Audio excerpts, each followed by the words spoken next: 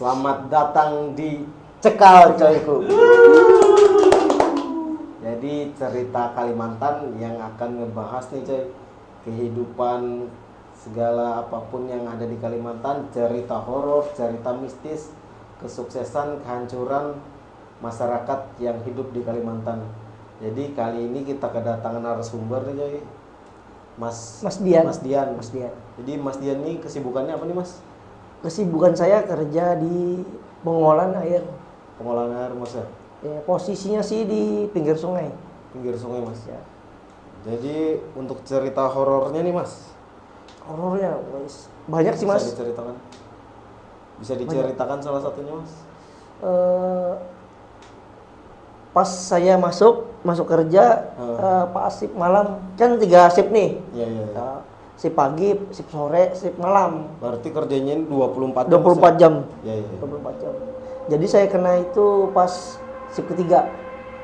Shift malam. Dari shift malam itu jam 11 sampai jam 7 pagi. Pas jam 1 kah saya? Jam 1 malam saya ngecek pompa. 1 malam baru Ya. masuk ke subuh sih Bang. Ya, subuh. Cuaca lagi gerimis. Gerimis. Saya nih gerimis lagi nih. Sudah. Yang penting saya kerja itu gitu kan. Kerja. Saya nih, posisi saya nih mau nambahin debit air nih. Iya. Debit air saya putar tuh. Putar. Kok dalam ruangan itu ada angin gitu, angin kencang. ya kencang, nggak enak gitu rasanya. Nggak enak. Wah, suasananya langsung merinding gitu. Merinding saya. Nggak lama kemudian saya cek nih. Kayak perasaan ada, kan di atas nih, kan pompanya di bawah. Mesinnya itu di atas. Iya. Di atas. Jadi perasaan saya nggak enak nih. Ada orangnya ada yang memperhatikan saya itu dari atas. Nggak apa-apa, sudah biar aja. Saya nih putar pompa, saya nggak sengaja lihat lantai kan, kok ada rambut panjang nih.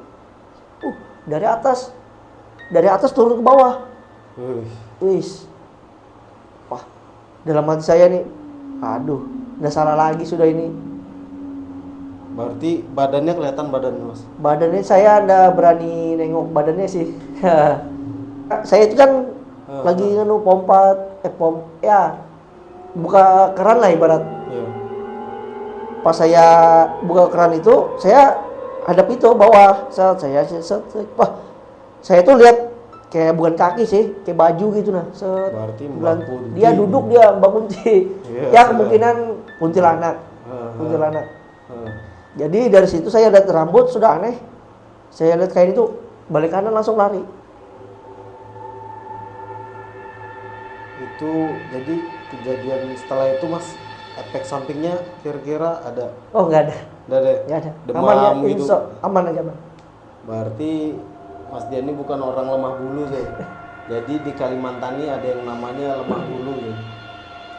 Jadi orang yang nggak kuat aja terhadap hal-hal mistis, biar sekecil apapun, misalkan ada dia alami itu bisa kesurupan segala macam deh. Itu orang-orang lemah bulu sebutannya kalau di kami ya. Berarti Mas Dian ini termasuk orang yang kuat nih. Enggak juga. Jadi Pasrah aja gitu. karena Pasrah. tanggung jawab kerjaan. Ya, tanggung jawab kerjaan. Kuat-kuatkan. Harus dikuatkan. Jangan lemah. Kemudian lanjut Mas, ini kira-kira ada cerita horor Ini lagi? cerita nih. Ini cerita dari security saya nih. Dia kan, saya kan masuk malam. Libur saya. Nah, pas dia masuk shift malam, dia cerita pas dia jaga malam. Mungkin kejadiannya itu jam-jam 3 lah, jam 3 jam 2 subuh. Subuh dia ini kan namanya jaga malam kan pasti bikin kopi gitu. Kopi biar ngilangkan kantuk gitu. Iya, betul. Ngilangkan kantuk, ngopi. Kan kerjaan saya ini kan pinggir sungai. Gitu sih. Kolonya senggang gitu kan, kami ini mancing. Iya, Ya, tapi mancing. sambil ngawasi Ya sambil ngawasi, siapa tahu ada apakah orang macam-macam lah. Oh, iya, betul. Jadi saya nih ngilangkan kantuk lah ibarat. Kantuk. Mancing nih, set. Mancing. Jam mancingnya nih jam 1 nih, jam 1, jam 2, jam 3. Jam 3 nih kayak ngantuk-ngantuk. Security ini ngomong sama saya. Iya. Aku ngopi dulu lah dulu ya. Ngopi dulu, bilang dalam hatinya ngopi dulu dah aku. Kopinya ini ditaruhnya di pos. Iya. Posnya ini nih bersebelahan ada pohon kayak pohon besar, beringin. Beringin tapi enggak besar amat sih. Ya sedang lah. Dia bilang, kok kopi ketinggal setengah bilangnya. Aku tadi enggak ada minum sama sekali enggak ada minum.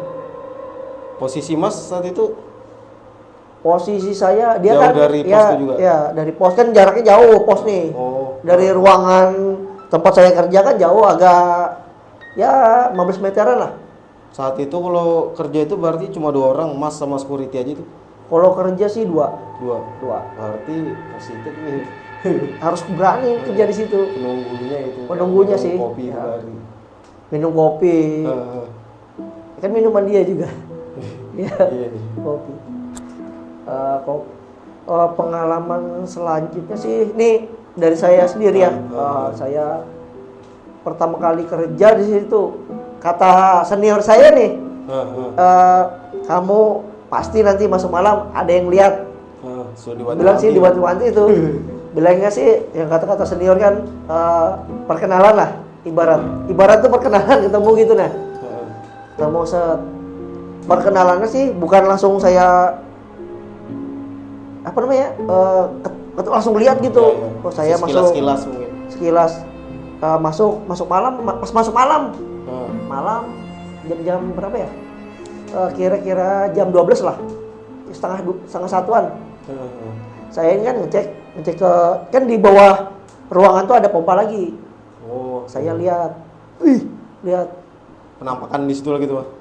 Orang putih lewat gitu aja, Berarti ini Mbak Putih lagi nih ya. Kemungkinan itu pertama kali saya kerja. Yang pertama tuh berarti yang rambut panjang itu yang kedua. Itu ya kedua. Habis itu saya nggak ada lagi melihat, sisanya security, operator lain yang lihat. Mas kan nih kerjanya di daerah air nih. Ya. Kalau di air kan di Kalimantan itu ada namanya hantu banyu. Itu banyu. Sama hantu suluh coy. Pernah ngeliat nih Mas? Enggak. Kalau hantu banyu nggak pernah sih. Hantu suluh itu aslinya di rawa-rawa gitu. Rawa dia Mas. Jarang langsung kalau di sungai itu tiba-tiba. Karena ramai mungkin. Ya rame. Hantu suluh tuh sepi, tempat sepi gitu nah. Dia nih hantu suluh ini kata orang ya. Hantunya bawa obor. Obor jalan di danau-danau, waduk-waduk. Kata orang Bahari. Kata orang Bahari ya. Katanya sih, kalau lihat langsung nggak pernah saya. Ini kan di pinggir sungai ini rawan kecelakaan terus. Mungkin ada kecelakaan yang memakan korban nggak di sekitar Mas kerja nih? Kalaunya saya itu sih ada pernah sih. Banyak sih kejadiannya gitu. Orang mati, orang tinggal tenggelam gitu. Kan jadi makin horor tempat tuh coy. Ya. Sudah ada penunggunya. Rata-rata sih orang di situ tuh bisa berenang. Yang mati lemas itu bisa berenang, hebat. Mungkinnya bisa berenang lah, hebat. Nggak tahu juga sih saya berenang. Di situ tuh sih biar bisa berenang sih tetap bisa tenggelam. Di tempat saya itu kayak teluk gitu nah. Teluk. Berarti pusaran airnya kencang. Pusaran airnya kencang. Dilihat aja sih. Kalau kata orang sini namanya ulak. Pusaran air deh. Dia berkumpul kecil-kecil jadi besar. Ya. Itu yang bahaya tuh, jadi biar orang jago berenang kalau udah kena itu bisa kesedot. Ya. Tiba-tiba langsung ke bawah gitu. Bukan sih kata orang hantu banyu. Kemungkinannya kalau hantu banyu ya mitosnya sih, mitosnya orang itu mitos bisa keram, capek. Ini ada kejadian setahun yang lalu. Baru aja sih ya. Kan namanya orang nongkrong di pinggir sungai nih. Ada kayak orang usil gitu. Asal mulanya nih orangnya mau bajak. Kayak preman gitu. Preman. Didorong anak nih, dorong. Jadi orang itu diambil. Nah, langsung lapor tim penyelamat gitu atau relawan. Ada orang jatuh di sungai. Jatuh di sungai. Langsung, oh rame langsung, rame nih. Orang cari anu nih, orang yang jatuh sih. Relawan tadi, Mas? Ya, relawan. Sehari, hari kedua, hari ketiga ini pas saya kerja jam shift sore. Pas kejadian itu saya masih ingat jam 10, mau setengah 11. Setengah 11 mayat itu ditemukan. Nah Mas, cerita horornya itu sebelum mayat itu ditemukan. Sebelum mayat ditemukan, tim penyelamat atau relawan ini kan keliling nih. Keliling cari ya korban lah. Temukannya itu jam setengah 11. Udah lama itu. Itu bilangnya tim penyelamat atau relawan itu lihat di tempat saya itu perempuan. Wah, berarti ini Mbak Putih ya, tadi lagi itu. Perempuannya itu duduk di atas pohon gitu. Pohon beringin yang itu tadi. Ngomong dia. Saya potong nih. Ya. Kan dari cerita Mas kan tempat Mas nih kayak memang angker gitu ya. Iya. Tujuannya ada terus nih penghuninya, mau itu teman-teman Mas juga menyaksikan itu. Itu dulunya emang ada bekas sejarah apa bangunannya atau bukan apa gitu Mas kira-kira? Kalau sejarahnya sih tempat itu tuh dulu lah orang Bahari ngomong ada terowongan Jepang lah. Nah itu mistisnya bilang segitu. Bikin angker. Tapi bikin angker tuh sih tempatnya itu memang tempat airnya itu teluk yang bikin pusaran itu. Nah sering orang tuh berenang. Saya bisa berenang nih karena ulat itu lemas. Berarti kita balik lagi Mas ke Mbak Kunti. Kira-kira pengalaman yang paling parah yang dialami itu entah Mas atau teman satu shift Mas kah? Security. Paling parah sih security saya kerja. Dia ini kerja shift sore. Jadi kejadiannya ini sore tuh. Sore sudah timbul tuh Kunti di Kalimantan. Tapi sore ini nih dia nih gini nih mau kencing ke WC. Tapi kebiasaan di sana tuh kayak buang kopi itu di tempat buangan air itu. Nah, kemungkinan itu dia buat muncul dari kopi. Mungkin kemungkinan itu kopi. Ceritanya begini, awal mulanya security-nya ini mau kencing nih. Tiba-tiba langsung lihat. Lihat ya Mbak Kunti lah, kuntilanak lah. Kata orang sini kuntilanak.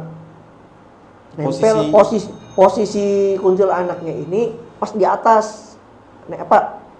Bukan terbang ya? Terbang di dinding. Pokoknya nempel di dinding lah. Nempel di dinding. Jadi tiba-tiba security ini minta tolong. Kirain kayak diapain gitu lah. Tiba-tiba langsung jatuh gitu, rebah kaki gitu, lemas lah badannya. Lihat. Tolong, tanyain. Kenapa kamu bilangnya? Udah bisa ngomong dia. Jadi kita papah ke tempat duduk lo, kasih minum. Tanyain kenapa? Aku lihat putih-putih bilangnya. Dia ngomong putih-putih. Berarti lihatnya ini pas berhadapan langsung. Pas buka pintu, tiba-tiba muncul langsung itu. Habis lihat itu sama-sama hilang, mungkin hilang ya jatuh itu. Untuk di kemudian harinya tapi security-nya aman-aman aja, Bang. Aman aja. Cuma sok aja sih. Sok. Namanya kita tapi langsung lihat gitu kan ya. Sekarang. Masih bertugas. Namanya kita kaget gitu kan, sok tiba-tiba termasuk orang-orang kuat yang bekerja. Harus kuat kerjanya. Karena ya mau kalau lingkungan kerja toksik teman enggak masalahnya. Ya. Ini lingkungan toksiknya Mbak Kunti nih. Mbak Kunti. Susah. Jadi ya itu aja harus cerita tentang horor yang berada di Kalimantan. Terima kasih telah menyaksikan Cekal, Ibu.